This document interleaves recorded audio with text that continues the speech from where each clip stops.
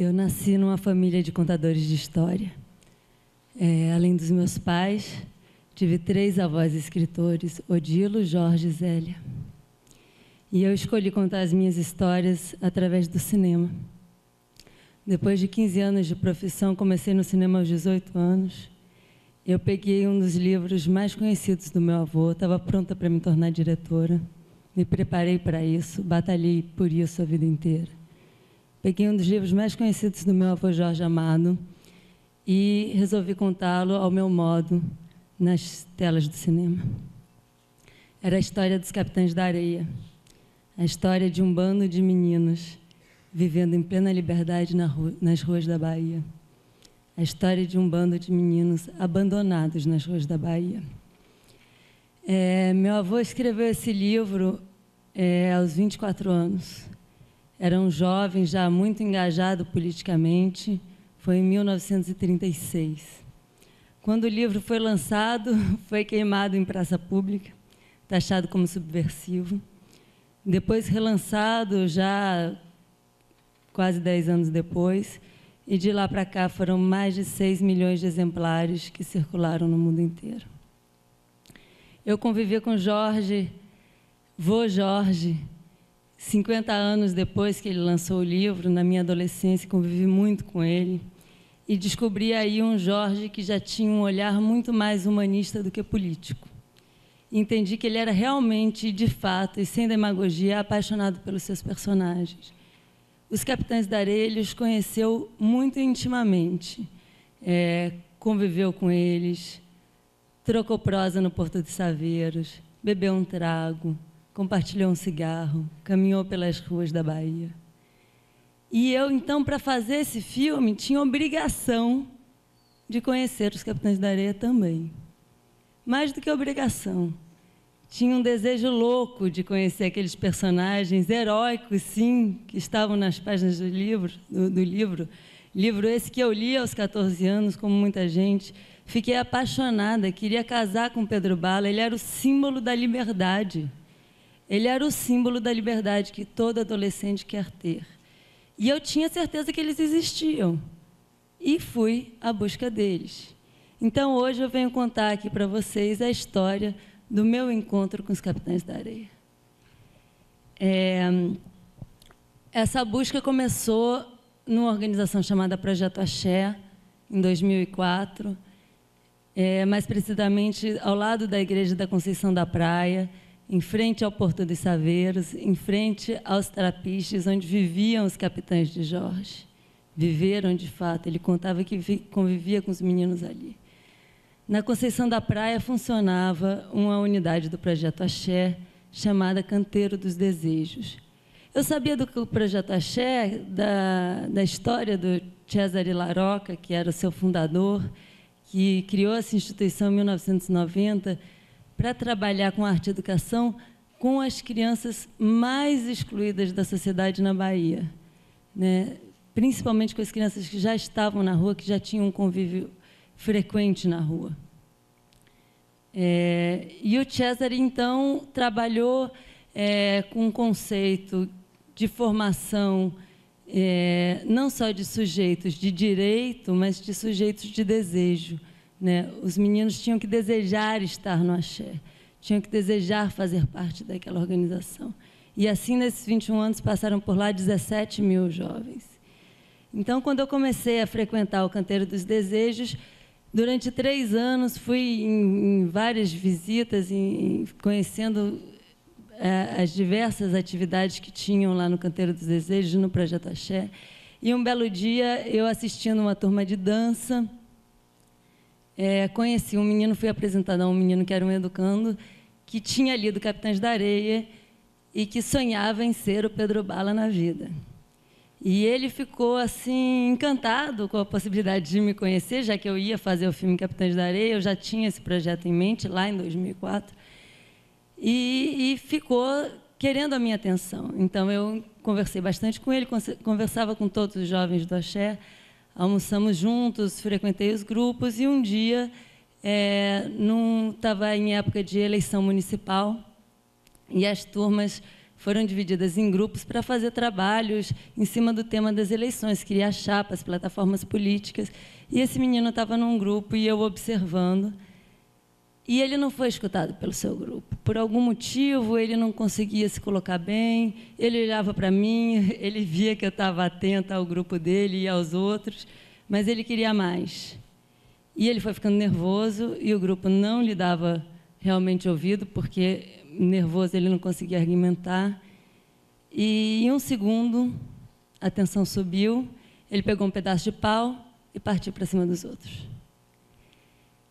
Ninguém se machucou. O Zeca, que era o educador na época, uma pessoa fantástica, encantadora, acalmou esse menino que era chamado La Roquinha, se dizia filho do Cesare La Rocca, que era o fundador do Axé. E tudo voltou ao normal. E eu entendi, naquele momento, no grito do La Roquinha, com aquele pedaço enorme de pau na mão, partindo para cima dos outros, o grito do abandono. Um grito que diz: eu estou aqui, vem me buscar. Né? Eu não posso dizer que ele fez aquilo por mim, mas que a minha presença lá o trouxe uma ponta de esperança e de grito, fez essa explosão.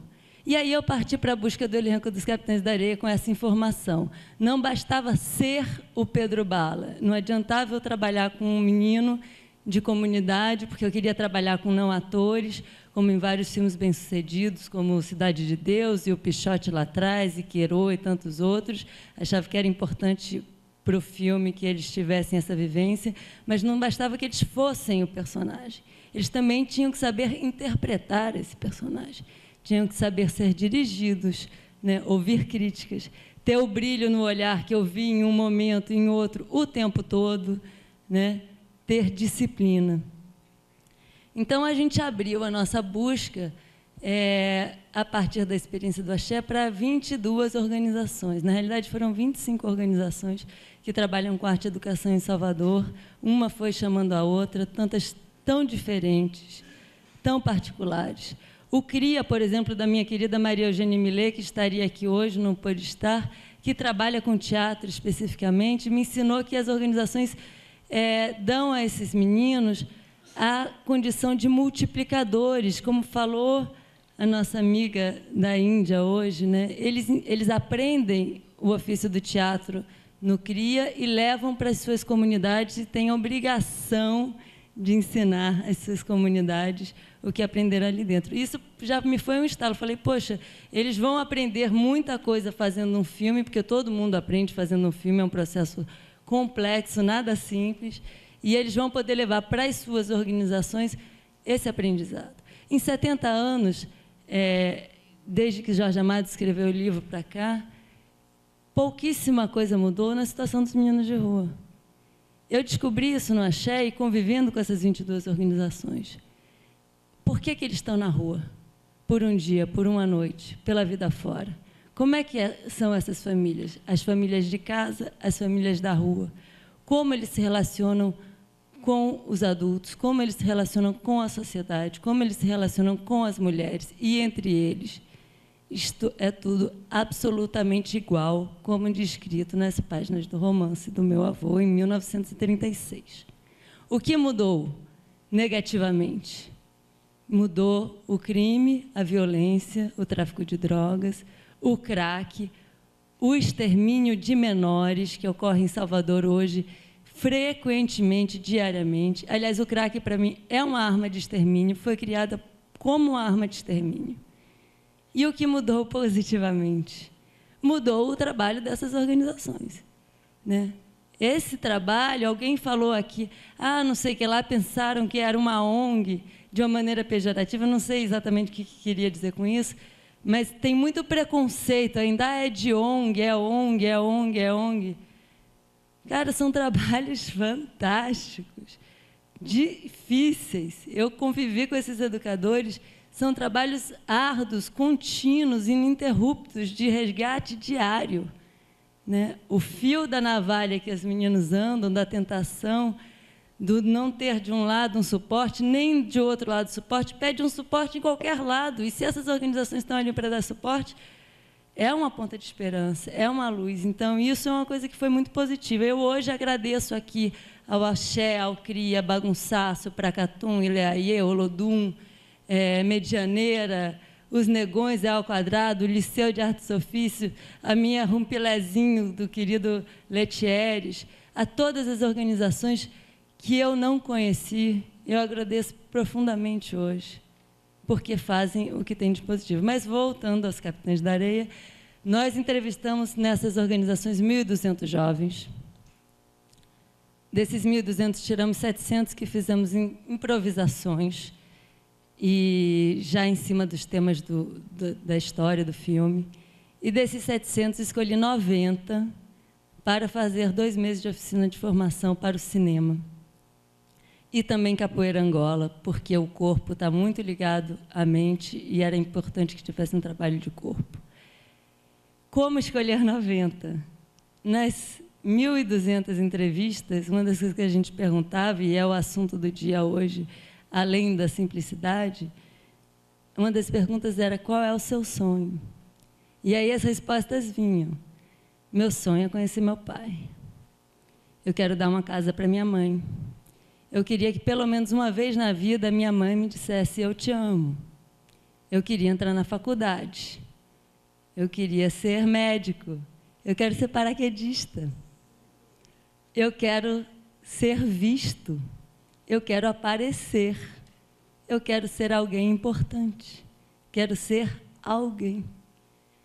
Então, como é que eu podia escolher 90? Era não escolher os outros 600 e não sei quantos. Mas eu estava ali fazendo um filme e escolhemos com o Gui Gonçalves, que é o co-diretor do filme, o Christian Durvor, que preparou os atores, escolhemos 90. Demos as oficinas para eles e eles foram desejando muito estar ali. Não faltavam, estavam inteiros, estavam curiosos, não atrasavam, tiveram uma frequência incrível e uma troca fantástica conosco durante 2 meses. E entre eles, porque vinham de cantos muito distintos da cidade, né? Não eram todos da mesma organização. E o diálogo fluía e foi incrível. E daí, desses 90, eu tirei os 12 do elenco principal, que eu precisava, anunciamos nos jornais, na mídia, etc. Estávamos lá no trabalho de divulgação do filme e começamos os ensaios. E aí eu errei. Eu errei na seleção. E um dos meninos que tinha sido escolhido para um dos papéis mais importantes não acompanhava o grupo. Não ia bem nos ensaios. Tudo parava por conta dele. Os outros estavam prejudicados, o filme estava prejudicado, ele estava prejudicado. E aí a divisão do meu amor de mãe e do meu olhar de diretora me pegou na veia. Como é que eu ia dizer para esse menino, e eles não acreditam que eles podem viver além dos 18 anos, que eles podem ser alguém que vale a pena ir além dos 18 anos. Essa expectativa de vida de 1 ano, para eles, é de 18.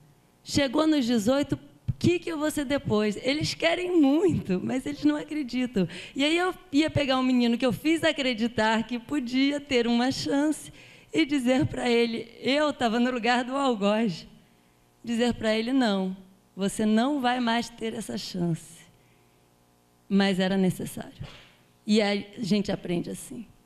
E a gente fez essa troca. Ele saiu do elenco principal do filme, passou para o elenco de apoio do filme, continuou frequentando e participando das filmagens, sendo ele mesmo, foi muito mais fácil. E a gente filmou ao longo de 9 semanas, 9 semanas ao longo de 9 meses, na realidade, uma gestação inteira. E hoje somos uma família, a minha família. Os 12 e os 25 do elenco de apoio se tornaram um grupo de teatro e voltaram para as suas organizações, que era o mais importante.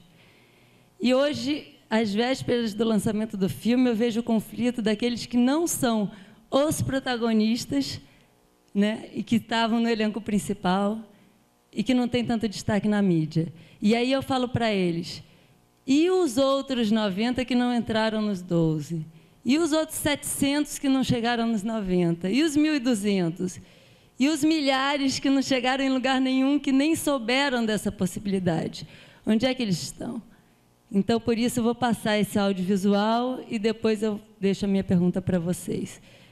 Não é um audiovisual do filme, porque...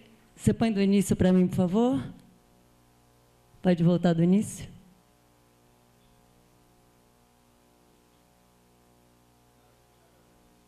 Ah, tá bom. Não é do filme, é um audiovisual que a gente fez lá atrás, na oficina. As fotos são do Gui Gonçalves e a música é do Carlinhos Brown, Arnaldo Antunes, Marisa Monte, que está na trilha sonora do filme.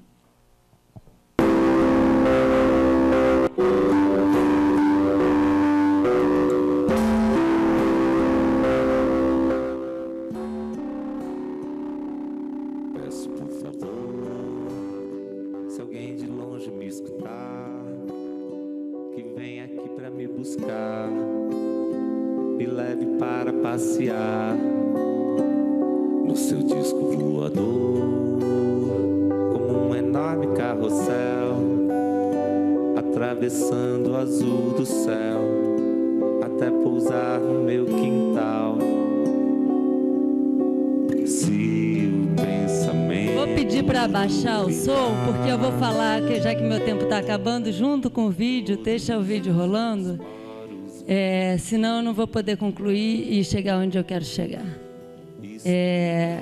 Como vocês podem fazer o mínimo, de forma simples, para tirar essas crianças da invisibilidade? Quando alguém fala, eu quero aparecer, não é porque ele quer ser uma estrela de Hollywood, é que ele quer ser visto. E o que é o mínimo que você pode fazer? E aí volta lá no Mestre Moraes, que falava de nome, a gente perde o nome, né? Então, quando vocês estiverem na rua e forem abordados por uma criança, deixem de ter medo, né? Porque o medo não leva a nada. E perguntem, qual o seu nome? Se você perguntar a ela qual o seu nome, já vai dar o primeiro passo para que seja alguém. Porque muitos mal têm certidão de nascimento, muitos nunca foram registrados. Aí é fácil, nasceu, não tem documento, não tem nome, é um bandido, pode morrer, né? Então, um gesto simples. Qual o seu nome? Quantos anos você tem? Quer ganhar um sorriso? Quer ganhar um brilho no olhar? Faça essa pergunta. É pequenininho, mas pode mudar alguma coisa, pelo menos naquele instante, para aquela criança. Pode ser. A imensidão vai me abraçar.